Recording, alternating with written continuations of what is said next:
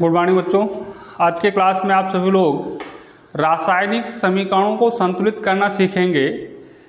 इससे पहले आप सभी लोग संतुलित रासायनिक समीकरण के बारे में पढ़ चुके हैं कि कौन सा समीकरण संतुलित है और कौन सा असंतुलित है, उसके बारे में बताया गया था। तो संतुलित रासायनिक समीकरण में आपने देखा था कि वह रासायनिक समीकरण जिसमें दोनों तरफ मतलब अभिकारक और उत्पादों में प्रत्येक तत्वों की परमाणुओं की संख्या बराबर होती है, उसे हम संतुलित रासायनिक समीकरण कहते हैं।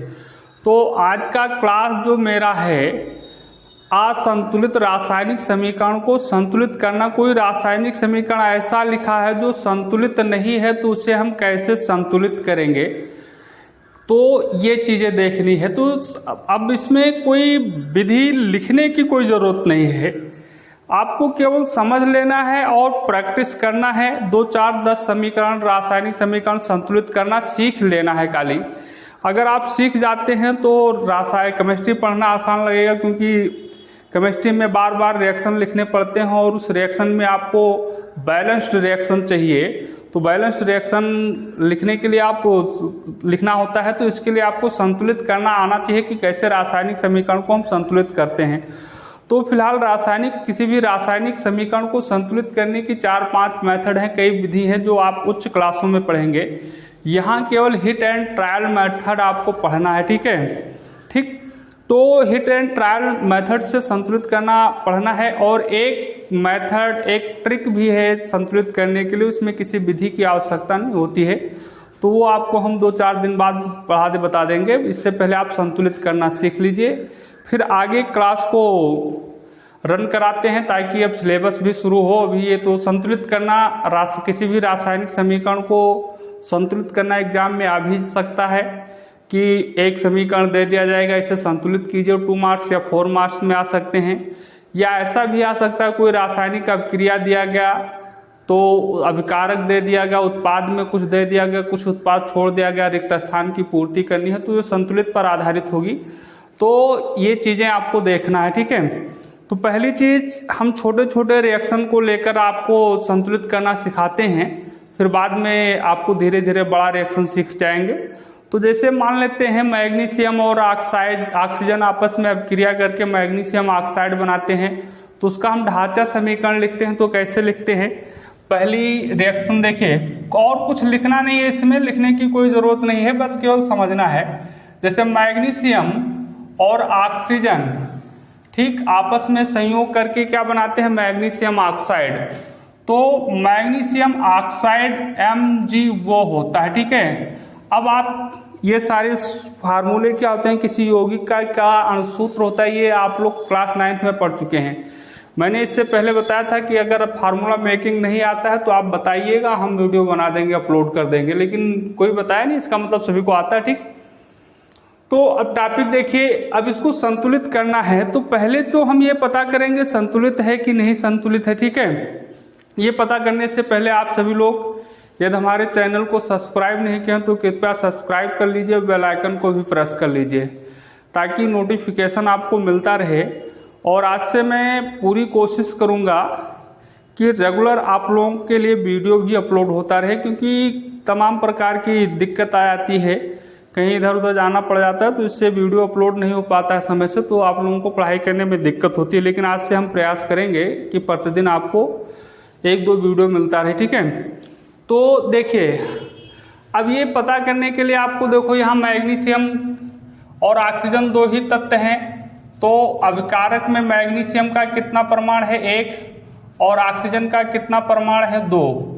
और ऐसे इधर यहाँ भी मैग्नीशियम का 1 परमाणु है और ऑक्सीजन का 1 परमाणु है, ठीक है। तो देखो, मैग्नीशियम के परमाणुओं की संख्या अभिकारक में उत्पाद में बराबर है, लेकिन ऑक्सीजन का 1, यहाँ तो 2 परमाणु है और यहाँ तो 1 ही परमाणु है, तो ये बराबर नहीं है बेटा, ठीक।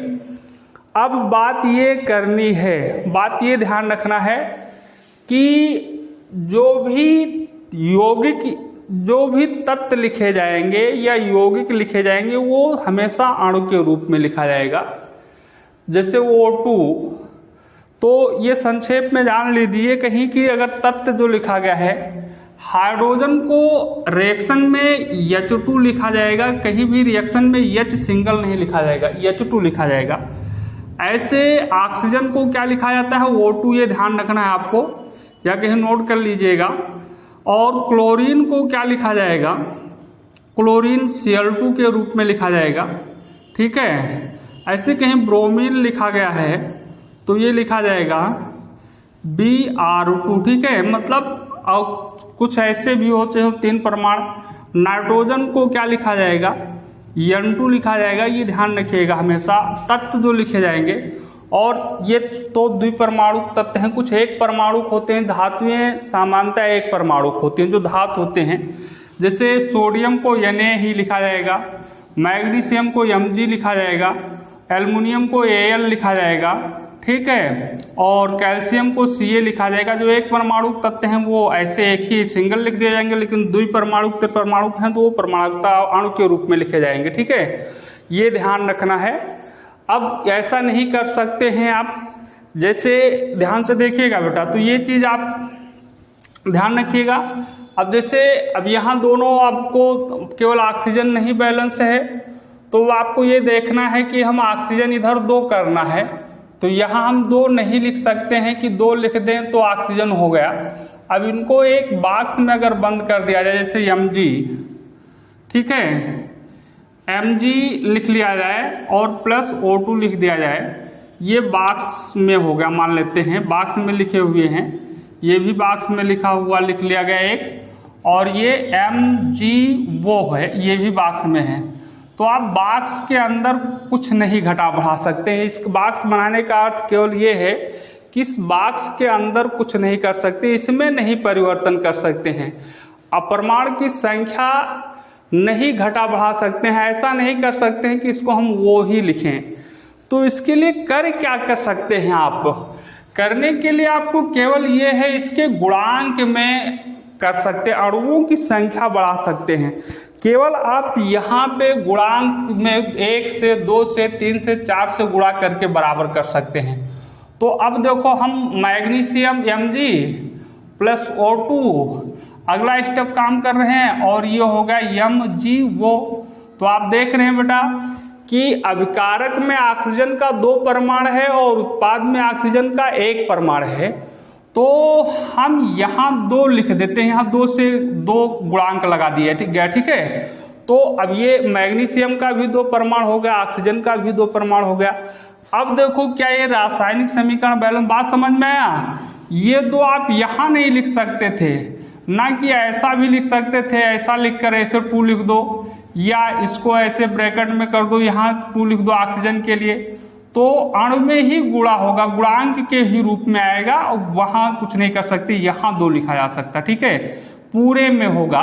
मतलब Mg वो का मतलब होता है मैग्नीशियम ऑक्साइड का 1 अणु है, तो हम जब 2 लिख देते हैं तो 2 अणु कर सकते हैं, अणु की संख्या बढ़ा सकते हैं, ठीक है, बस और कुछ नहीं कर सकते हैं, ठीक है, बैलेंस करने के लिए।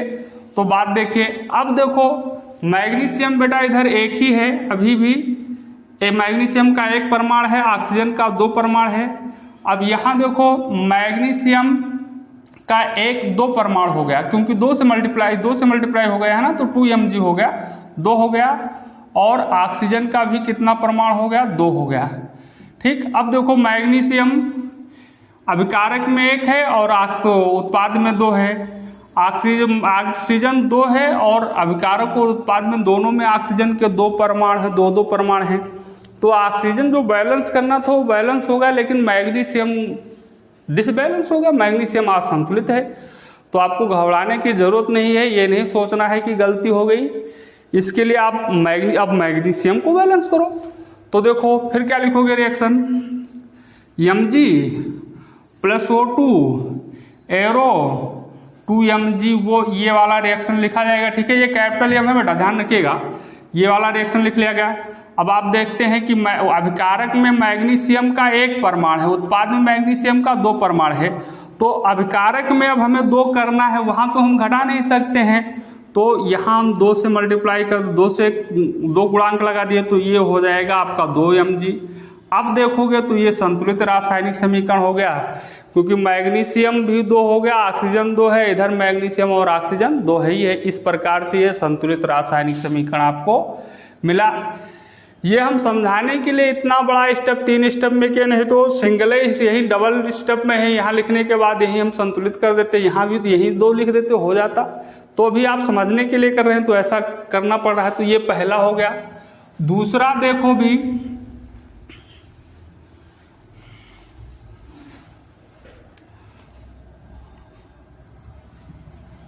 कार्बन और ऑक्सीजन आपस में अब क्रिया करते हैं तो कार्बन डाइऑक्साइड CO2 बनता है। ये फिलहाल बैलेंस रिएक्शन है, संतुलित ही है, संतुलित असंतुलित करने की जरूरत कोई है नहीं, ठीक है। तो ये फिलहाल संतुलित रिएक्शन है, कोई दिक्कत नहीं है इसमें। तो दूसरा उदाहरण ले लेते हैं। चलो, ऐसे सोडियम Na + ऑक्सीजन O2, तो सोडियम और ऑक्सीजन जब आपस में अभिक्रिया करेंगे तो सोडियम ऑक्साइड बनेगा। सोडियम ऑक्साइड Na2 होता है, ठीक है। अब देखो बेटा, यहाँ क्या दिक्कत हुई। अब ये चीज देखो, मैग्नीशियम ऑक्साइड को MgO लिखा गया और सोडियम ऑक्साइड को Na2O क्यों लिखा गया, ये ध्यान देना है।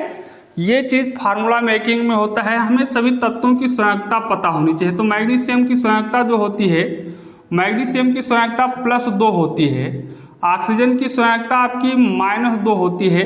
मतलब Mg आयन के रूप में हमेशा 2+ लिखा जाता है और ऑक्सीजन हमेशा 2- के रूप में लिखा जाता है। सोडियम देखा जाए तो सोडियम +1 होता है, ऐसे पोटेशियम +1 होता है, कैल्शियम आपका +2 होता है, ठीक है, प्लस ही होता है, ठीक है। अब देखिए, हम थोड़ा सा संक्षेप में फिर यहाँ चर्चा भी कर देते हैं, ये उस संतुलन से हटके है कि कैसे। अब देखो, मैग्नीशियम और ऑक्सीजन जो आपस में संयोग करेंगे तो मैग्नीशियम ऑक्साइड का अणुसूत्र क्या होगा, मैग्नीशियम की संयोजकता +2 होती है और ऑक्सीजन की संयोजकता -2 होती है, इनके ऊपर लिख दिया जाता है।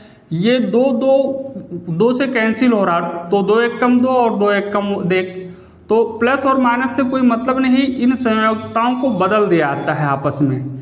तो ये हो जाता है Mg, यहाँ 1 लिखने की जरूरत नहीं, ये 1 आ रहा है और वो यहाँ लिख देते हैं, तो ये हो जाएगा मैग्नीशियम ऑक्साइड। इसी प्रकार सोडियम ऑक्सीजन, तो सोडियम की संयोजकता +1, मैग्नीशियम की संयोजकता -2। तो अब यहाँ ये कैंसिल नहीं हो रहा, सरलतम रूप में सरल नहीं हो पा रहा है, तो नहीं काट सरल करेंगे, ऐसे रहेगा। तो इसकी संयोजकता ऑक्सीजन के साथ और इसकी संयोजकता सोडियम के साथ, तो यानी ये 2 + से कोई मतलब नहीं है और ऑक्सीजन का लिए वो यहाँ लिखेंगे नहीं तो खत्म होगा बस।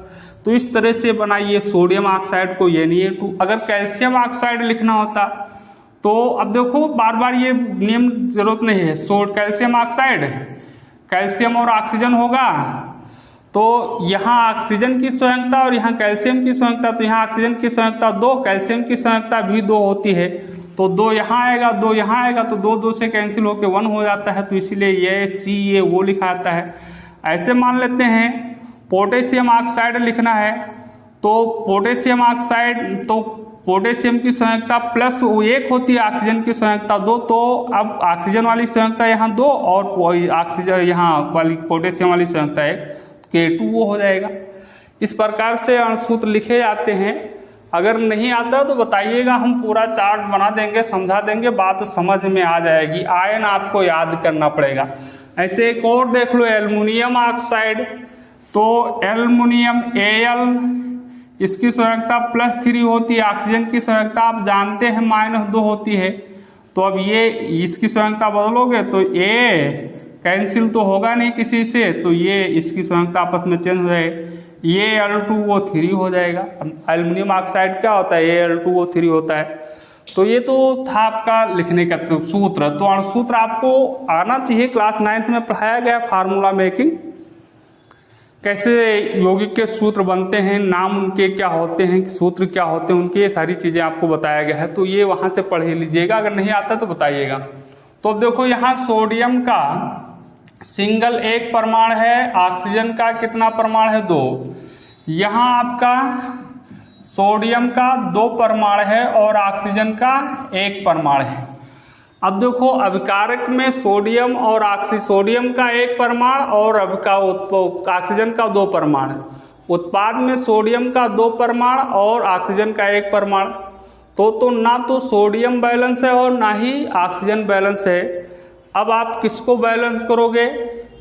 किसी को भी लेकर बैलेंस कर सकते हैं, या आप सबसे अधिक परमाणुओं की संख्या जिसकी है उस तत्व को लेकर शुरू कर दो, या सबसे कम वाले को लेकर शुरू कर दो, या किसी को भी लेकर शुरू कर दीजिए, बैलेंसिंग हो जाना है। ठीक है, आपको गलती नहीं करना है बस। तो देखिए यहाँ सबसे अधिक सोडियम, अगर अभिकारक उत्पाद में देखा जाए तो अभिकारक में सबसे कम सोडियम का, सबसे अधिक ऑक्सीजन का है। तो देखो बेटा Na+O2 Na+O2 एरो, और इधर है Na2O। ठीक है, चलो मैं ऑक्सीजन को बैलेंस करता हूं। तो यहाँ मेरा अभिकारक में 2 ऑक्सीजन है और यहाँ उत्पाद में 2 ऑक्सीजन है। तो यहाँ से मैं जब 2 से गुणा कर दिया तो देखो ऑक्सीजन 2 हो गया, सोडियम 1 ही वही कंडीशन में रहा बेटा 1, ऑक्सीजन किस कंडीशन 2 है। अब यहाँ देखो सोडियम कितना हो गया आपका 4 और ऑक्सीजन आपका कितना हो गया 2, क्योंकि 2 यहाँ है 2Na2O। फिर देख लो तो 2 दूनी 4 सोडियम है। जैसे Na2 वो लिखा होता तो सोडियम का कितना परमाणु हो जाता 3 दूनी 6।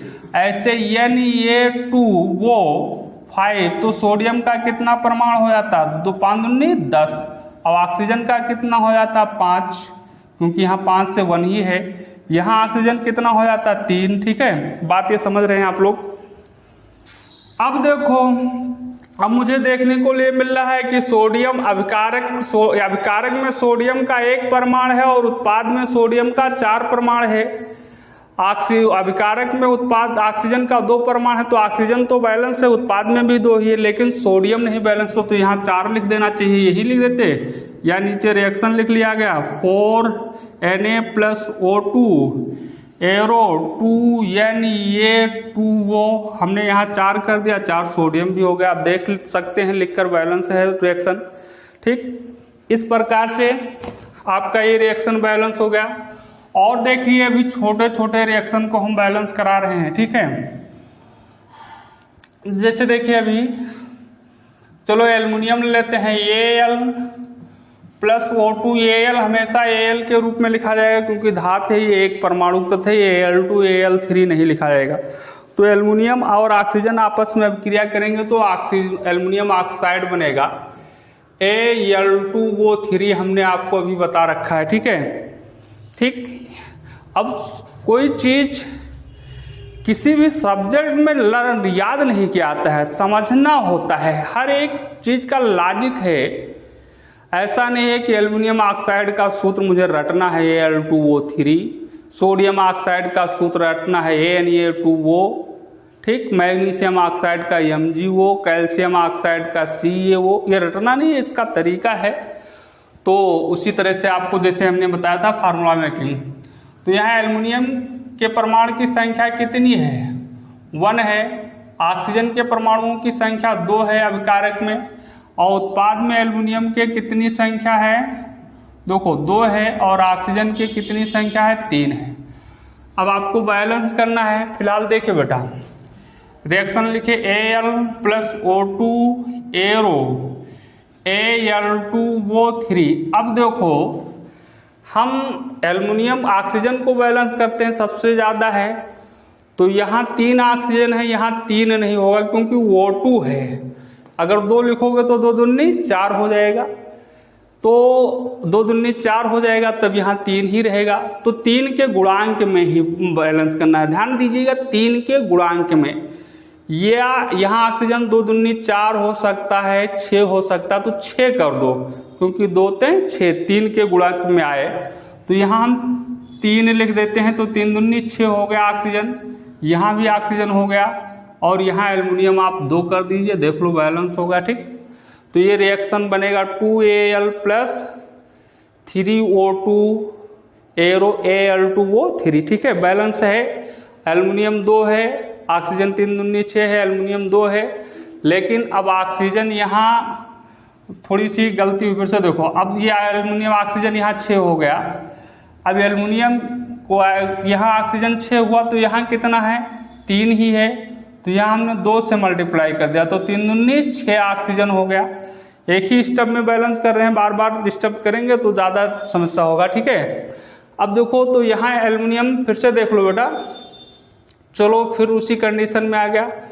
तो आप देख रहे हैं ऑक्सीजन अभिकारक, उत्पाद में ऑक्सीजन 3 है, उत्पाद में ऑक्सीजन, अभिकारक में ऑक्सीजन 2 है। तो अब हमें ऑक्सीजन को बैलेंस करना है, तो यहाँ 3 कर नहीं सकते हैं, ऐसा तो कर नहीं पाओगे 3 हो जाए, तो ये 2 है, तो या इसी यहीं पे गुणा कर सकते हैं, या तो 4 हो सकता है, या तो 6 हो सकता है। लेकिन यहाँ ऑक्सीजन कितना है, 6 है।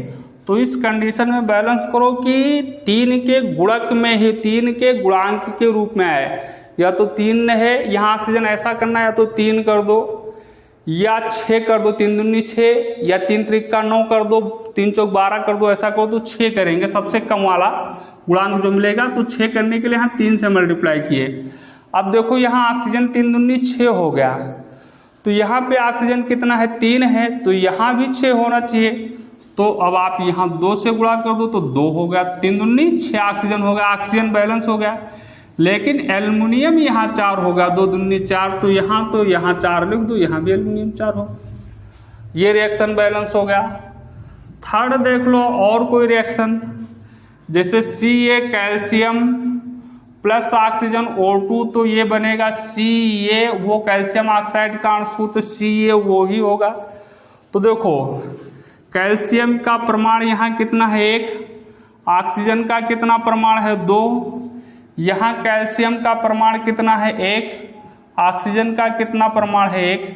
अब क्या नहीं बैलेंस है, केवल ऑक्सीजन नहीं बैलेंस है, कैल्शियम बैलेंस है। तो Ca plus O2 arrow Ca वो, अब अभिकारक में 1 ऑक्सीजन है, उत्पाद में 2 ऑक्सीजन है, तो अभिकारक उत्पाद में 1 ऑक्सीजन है, अभिकारक में 2 ऑक्सीजन है, तो अभिकारक में भी, उत्पाद में भी 2 ऑक्सीजन करने के लिए हम 2 से मल्टीप्लाई कर दिए, तो कैल्शियम का 2 परमाणु हो गया उत्पाद में, लेकिन अभिकारक में 1 ही परमाणु है, तो यहाँ 2 लिख दिए। तो 2Ca plus O2 arrow 2Ca वो हो गया, ये रिएक्शन बैलेंस होगा, ठीक। अब थोड़ा हम बड़ा रिएक्शन शुरू करें बेटा, ठीक है, ये सरल थे, कर सकते हैं आप। तमाम रिएक्शन देखिए बुक में हैं, उनको बैलेंस करने के लिए दिया गया है, उसको बैलेंस कीजिए।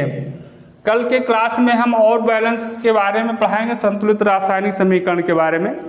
लेकिन ध्यान दीजिए, अगर समझ में आता है तो बताइए, अगर नहीं समझ में आता तो कोई बात नहीं, ठीक है, तो भी बताइए, तो और दूसरी तरह और प्रयास करें हम समझाने का। देखिए barium chloride BaCl2 plus sulphuric अम्ल आपस में जब अभिक्रिया करते हैं तो बेरियम क्लोराइड प्लस H2SO4 आपस में अभिक्रिया करेंगे तो बनेगा BaSO4 प्लस HCl, ये रिएक्शन है, ठीक। अब ये संतुलित है कि नहीं संतुलित है ये देखना है। तो देखो बेटा, यहाँ बेरियम का 1 परमाणु है, क्लोरीन का 2 परमाणु है, देखो Cl2 लिखा है, हाइड्रोजन का 1-2 परमाणु है, H2 लिखा है, सल्फर का 1 परमाणु है, यस खाली है, ऑक्सीजन का 4 परमाणु है, ये अभिकारक में हो गए।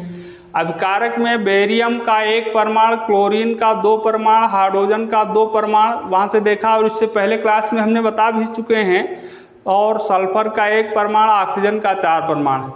ऐसे यहाँ पे बेरियम का नहीं, इसी का, हाँ बेरियम का देखो इसी सीरियल में देखा को एक ही प्रकार से लिखो, तो बेरियम का 1 परमाणु है, फिर यहाँ क्लोरीन है जो लिखा, जैसे उसी सीरियल में रखो, जो अभिकारक में है उसी सीरियल में उत्पाद को भी लिख लिया करो। क्लोरीन का देखो यहाँ Cl ही खाली 1 परमाणु है। ऐसे हाइड्रोजन, यहाँ तो हाइड्रोजन को देख लो कितना है, H यही लिखा है तो 1 ही परमाणु है। सल्फर देखो 1 परमाणु है, ऑक्सीजन देखो कितना परमाणु है, 4 परमाणु है, ऑक्सीजन वो 4 लिखा हुआ है। अब देखो क्या बैलेंस है, बेरियम का अभिकारक में 1 और उत्पाद में भी 1 परमाणु, क्लोरीन का अभिकारक में 2 परमाणु, उत्पाद में 1 परमाणु। हाइड्रोजन का अभिकारक में 2 परमाणु देखने को मिल रहा है और उत्पाद में 1 परमाणु।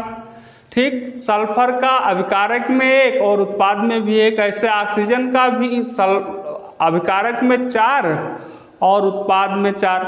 तो हम देख रहे हैं कि हाइड्रोजन और क्लोरीन नहीं बैलेंस है, क्योंकि उत्पाद अभिकारक में हाइड्रोजन और क्लोरीन के 2-2 परमाणु हैं और उत्पाद में 1-1 ही परमाणु है। तो केवल हाइड्रोजन और क्लोरीन को बैलेंस करना है।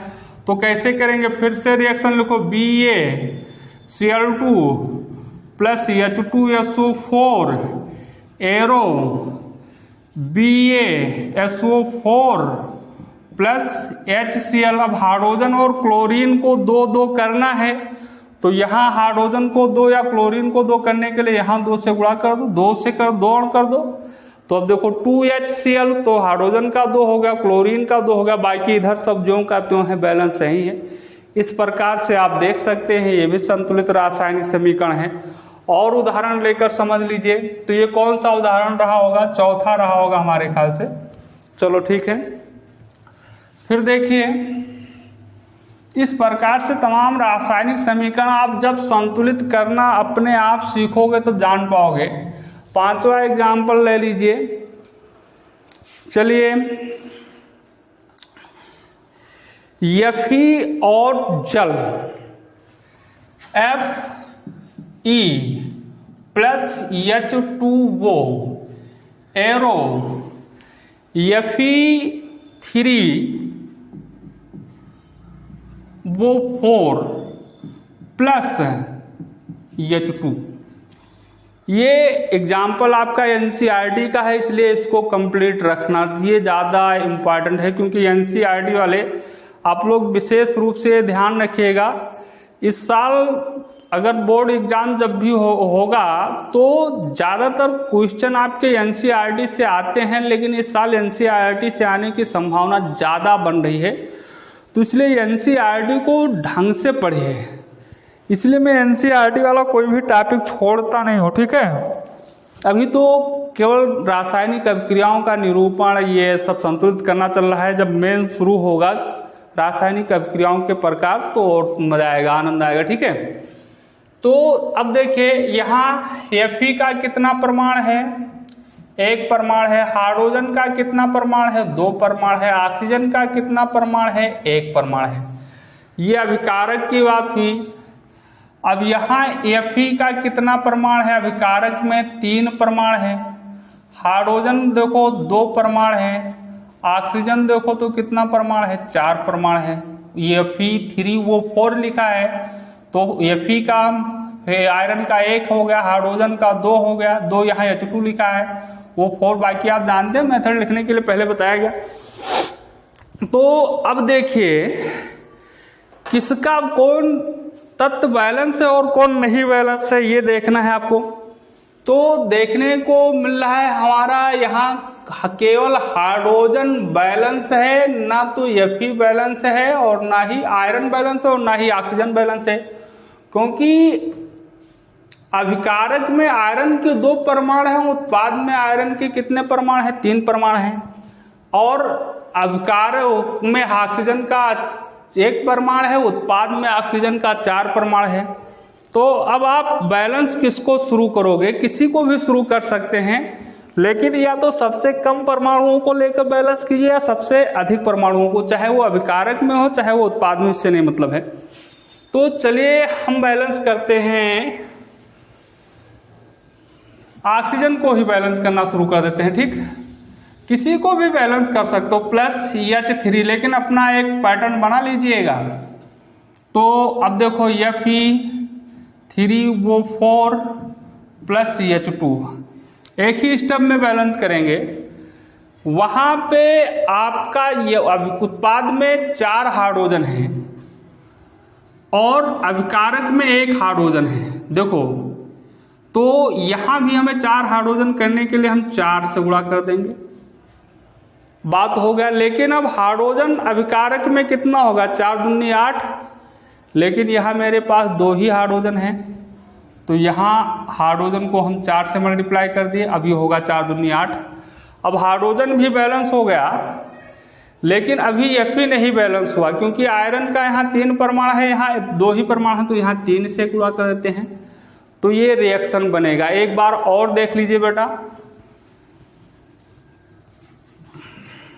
Fe plus H2O arrow Fe3O4 plus H2।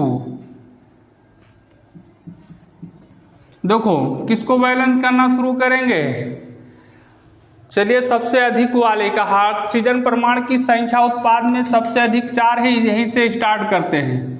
तो उत्पाद में तो 4 है, लेकिन अभिकारक में एक ही परमाणु है, तो यहाँ पर ऑक्सीजन को 4 परमाणु बनाने के लिए हम यहाँ 4 से मल्टीप्लाई कर दिए, तो ये 4 हो गया। लेकिन अब हाइड्रोजन पे देखो क्या प्रभाव पड़ा है, 4 दूनी 8, तुरंत उत्पाद में हाइड्रोजन को बैलेंस कर लो इसी समय। हाइड्रोजन कितना है, 2 है, तो यहाँ 8 करने के लिए 4 से मल्टीप्लाई कर दिए, 4 दूनी 8, तो हाइड्रोजन और ऑक्सीजन जो था वो सब बैलेंस हो गया है। लेकिन अब आयरन नहीं बैलेंस हुआ, आयरन 3 है तो वो संक्षिप्त है, यहाँ 3 कर दो, हो गए, अकेले है, काम खत्म, कोई डिसबैलेंस नहीं हुआ, तो इस प्रकार से आपका संतुलित हो गया। ऐसे और कोई दूसरा रिएक्शन लेते हैं,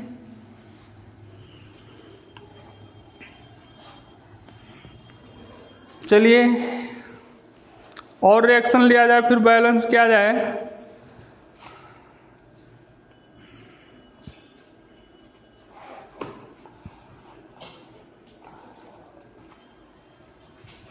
देखो CO carbon monoxide plus H2 arrow बंद हुआ C2H2 कर लो, और C यहाँ बनेगा CH3OH, H ही रखो, ठीक, ये है, H2 ही रखो। हमें केवल, मैं आपको केवल आज अब क्रिया को बैलेंस करना बता रहा हूँ। कौन कौन पदार्थ अभिकारक में भाग लेते हैं तो क्या उत्पाद बनता है, ये मैं नहीं समझा रहा हूँ, आपको केवल बैलेंसिंग देखना है आज के क्लास में। तो ये हो गया 5, ये रिएक्शन है, तो यहाँ कार्बन की संख्या कितनी है, 1, ऑक्सीजन की संख्या कितनी है, 1, हाइड्रोजन परमाणु की संख्या कितनी है, 2। यहाँ पर अगर देखा जाए तो कार्बन परमाणु की संख्या 1 है, ऑक्सीजन परमाणु की संख्या भी 1 है, हाइड्रोजन परमाणु की संख्या आपकी 4 है, क्योंकि H3 3 यहाँ हुआ और 1 इधर लिखा है, तो 3 और 1 4 हो जाएगा। ये कार्बनिक यौगिक है, वो चौथे लेसन में जाओगे तो इस पर ज़्यादा चर्चा होगी। मिथाइल एल्कोहल लिखा है CH3OH, ये एल्कोहल समूह का प्रथम यौगिक है मिथाइल एल्कोहल, जो एक ऐसा पदार्थ है, इसका उपयोग एल्कोहल के रूप में किया जाता है, मतलब एल्कोहल का है ये, लेकिन ये एक एथिल एल्कोहल होता है, एक मेथिल एल्कोहल होता है, तो ये मेथिल एल्कोहल है। इथाइल मतलब एथिल एल्कोहल का उपयोग CH3 CH2OH, इसका उपयोग तो शराब में किया जाता है, और ये शराब का एक मुख्य अवयव है, ठीक है, मुख्य एलिमेंट होता है। लेकिन ये सब आगे वहाँ फुल लेसन में पढ़ोगे तो डिटेल में। लेकिन अगर ये भी एल्कोहल के रूप में है, अगर कोई व्यक्ति इसका उपसेवन कर लेता है मिथाइल एल्कोहल का, तो उसका बच पाना मुश्किल हो जाता है, क्योंकि ये बहुत खतरनाक है। के उसके तमाम कारण है, वो देखा जाएगा, लेकिन हमें बैलेंस करना देखना है। तो बैलेंसिंग में देखो, कार्बन बैलेंस बेटा, ऑक्सीजन बैलेंस, हाइड्रोजन नहीं बैलेंस है, तो हाइड्रोजन को केवल बैलेंस करना है, तो ये रिएक्शन होगा CO plus H2 arrow CH3OH। तो अब यहाँ हाइड्रोजन देखो 4 है अभिकारक में, और उत्पाद में कितना है, 2 हाइड्रोजन है, तो नहीं, अभिकारक में है तो 2 हाइड्रोजन है, और उत्पाद में कितना हाइड्रोजन है, 4 है, तो आपको अभिकारक में बढ़ा के 4 करना है। तो यहाँ हम 4 नहीं, क्या करोगे, 2 लिख देते हैं, तो 2 दूनी 4 हाइड्रोजन, बाकी सब बैलेंस है अपने आप। ये संतुलित रिएक्शन हो गया। और रिएक्शन देख लीजिए, ठीक।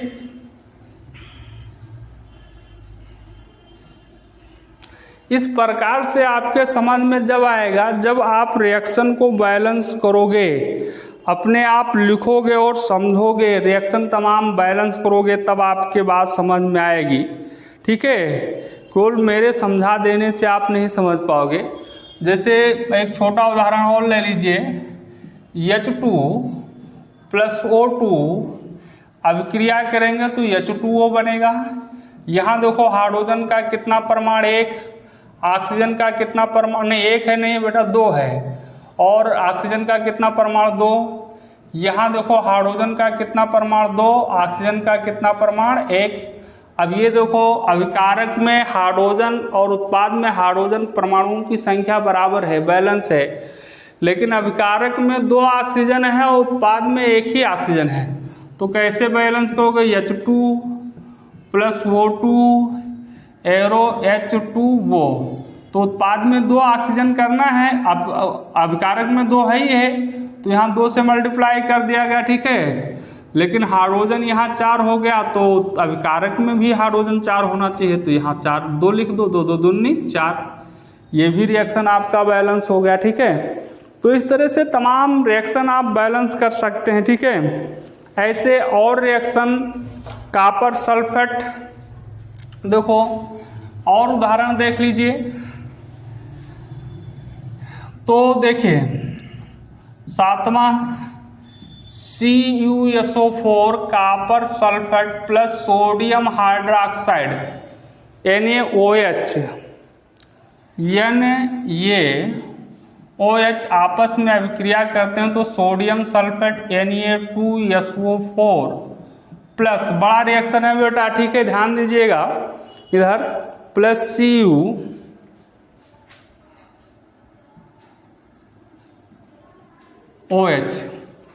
ठीक।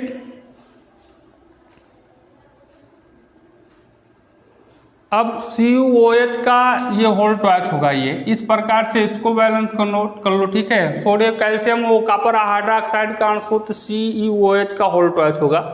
क्यों होगा, क्योंकि देख लो बेटा, ये Cu की संयोजकता +2 होती है, ठीक है, और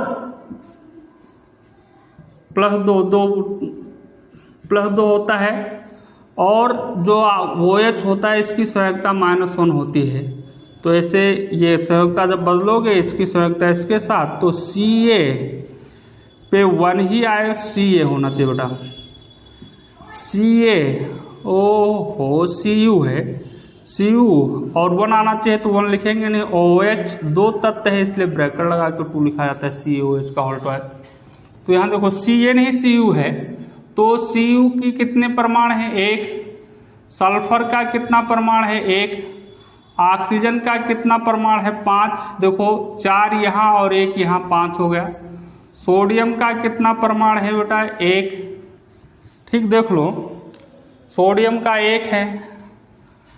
ऑक्सीजन का कितना हो गया, 5 हो ही गया। हाइड्रोजन का कितना परमाणु है, 1 है। ऐसे इधर देखो उत्पाद में Cu का 1 परमाणु, ये सल्फर को देख लो, ये सिंगल 1 परमाणु है। ऑक्सीजन देख लो, 4 यहाँ है और 2 यहाँ है, 6, क्योंकि OH ये ब्रैकेट लगा के लिखा गया 2, तो 2 वो ऑक्सीजन में भी है, 2 से मल्टीप्लाई, ठीक। Na का देख लो 2 है, यानी ये 2 लिखा है 2। हाइड्रोजन का भी कितना है, 2 है, देखो OH लिखा, ठीक। अब क्या क्या बैलेंस है, क्या क्या नहीं बैलेंस है, ये देखना है। तो देखो कॉपर का 1 परमाणु, यहाँ भी 1, यहाँ भी सल्फर का 1 बराबर है, ऑक्सीजन का नहीं बैलेंस है, यहाँ पे 5 है, और यहाँ पर अभिकारक में 5 ऑक्सीजन है और उत्पाद में 6 है, और सोडियम अभिकारक में 1 है और उत्पाद में 2 है।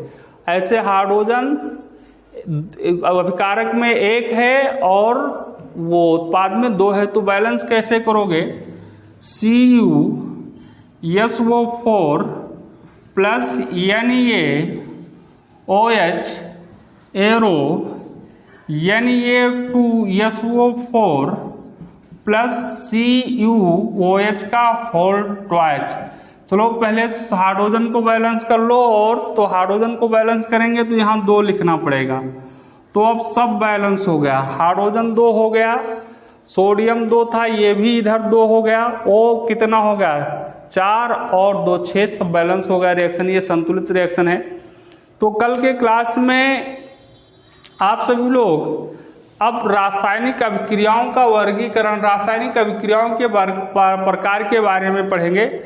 तब तक 2-3 दिन रासायनिक अभिक्रियाओं के प्रकार पढ़ाएंगे। इससे पहले आप लोग बैलेंसिंग सीख लीजिएगा तमाम रिएक्शन करके। फिर उसके बाद में हम जब भी अब केमिस्ट्री पढ़ाएं इधर बढ़ेगा तो बैलेंस कराते चलेंगे, आपको बैलेंसिंग के बारे में बताते रहेंगे, जिससे आप सभी लोग आसानी के साथ समझ जाएंगे। ठीक है, तो कल के क्लास में आप सब लोगों को फिर मिलेंगे रासायनिक अभिक्रियाओं के प्रकार में। तब तक के लिए आप सभी लोगों को धन्यवाद।